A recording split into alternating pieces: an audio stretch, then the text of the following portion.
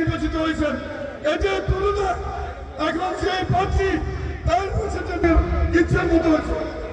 এই শিশু প্রার্থী কর্মকাণ্ডের সাথে জড়িত এই ধরনের লোক জাতীয় পরিষদে নির্বাচিত করেছে। এইটুকু বলে যাচ্ছি উত্তরাঞ্চলের পক্ষ থেকে আপনারা এক সময় আমাদের উত্তরাঞ্চলের প্রতিনিধি জনাব মজিবুল হক সাহেব সকলে ঐক্যবদ্ধ হয়ে আমরা মাঠে নামতে হবে। আজকের এই সকলকে ধন্যবাদ জানিয়ে কৃতজ্ঞতা প্রকাশ করে ধন্যবাদ। এই পর্যায়ে সংক্ষেপে বক্তব্য নিয়ে আসছেন সাবেক সফল চেয়ারম্যান রুহুল আমিন চেয়ারম্যান, কালিকাপুরের সাবেক সফল চেয়ারম্যান। জামাতের আমির এবং 14 গ্রামের এমপি, দ্বিতীয়বার যদি আপনারা নির্বাচিত করেন কেস মামলা মকদ্দমা না হয় আপনারা চেষ্টা করবেন, এবং যদি বিপদ ঘটে কোনো কিছু যদি আমার মনে কষ্ট হবে, যদি ওনার হাত ছাড়া হয় দুর্ভাগ্য আপনাদের হবে, আমাদের হবে। করছিল তখন সব চেয়ারম্যানদেরকে এই উঁচুর দিকের পরে আপনার দেন কি ব্যাপারে দস্তখত সাজা কাগজে দস্তখত দিচ্ছে।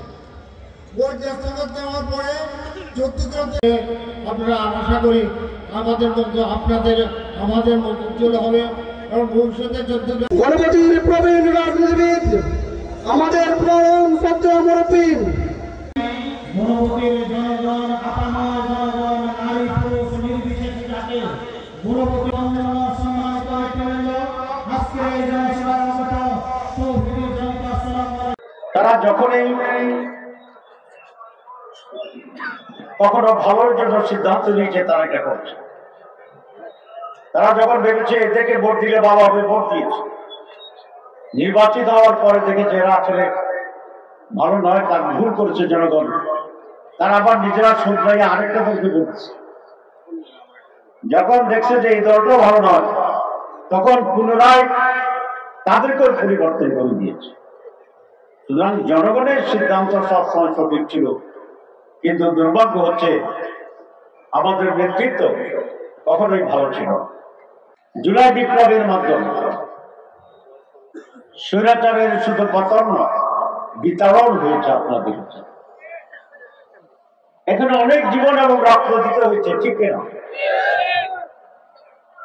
মানুষ আশা করেছে এবার বোধহয় সত্যিকার পরিবর্তন হবে, নেতারা বুঝবে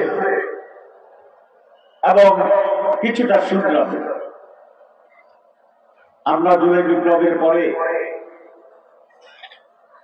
ইন্ডিয়ান গভর্নমেন্ট যেটি গঠিত হয়েছিল আমাদের সহযোগিতা,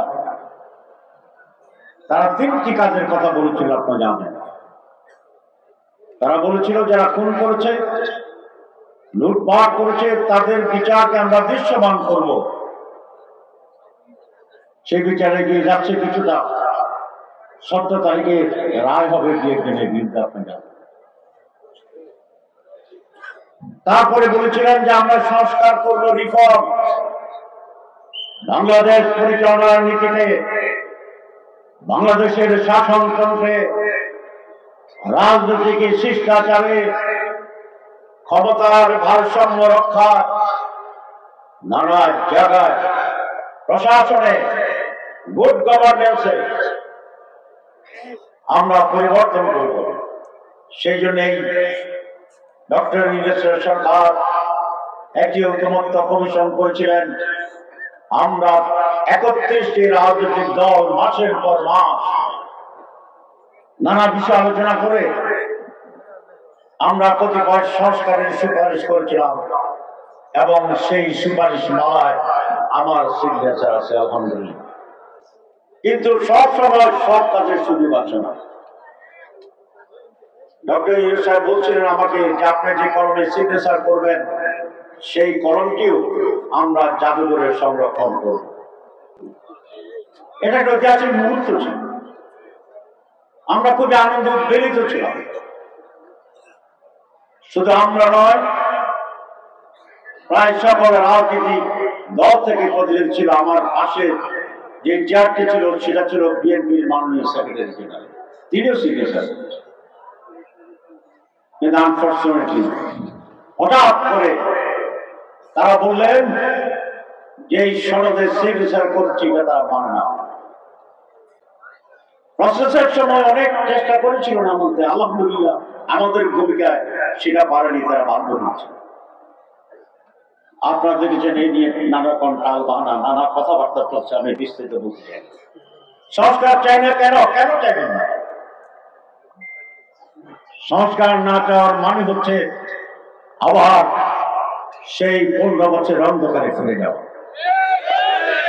সংস্কার না চাওয়ার মানে হচ্ছে আবার অন্যায় ভাবে ভোট ডাকাতি করে, ভোট দিয়ে নির্বাচন করে আবার স্বৈরাচার ফ্যাসিবাদ হওয়া একটি রাস্তা এবং পথের দরজা জানালা খোলা। এটি শহীদদের প্রতি বেঈমানি, এটা রক্তের সাথে বিশ্বাসঘাতকতা। আমরা বলেছি বাংলাদেশকে আর পিছনে নেওয়া যাবে না। প্রয়োজন হলে আবার জুলাই বিপ্লবের ডাক দেওয়া হবে, আবার 5 আগস্টের আবির্ভাব হবে। বাংলার মানুষ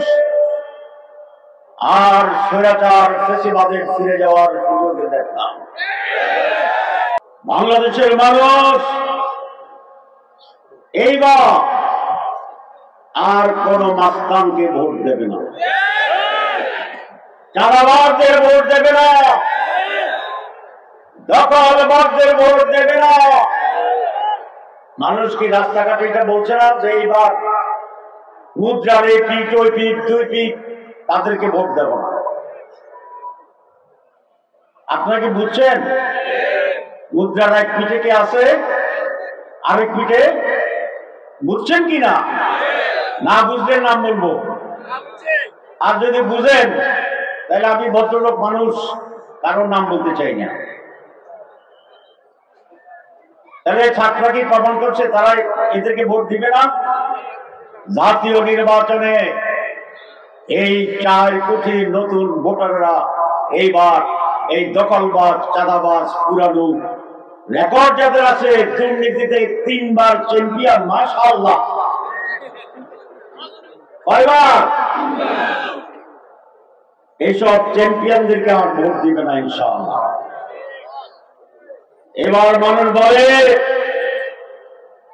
সব ইসলামী দল যদি এক হয়, তার সাথে আরো 2-1টা দলের নাম বলে যে আপনারা যদি একসাথে আসেন, আমরা এবার আপনাদেরকে ক্ষমতায় দেখতে চাই। এবার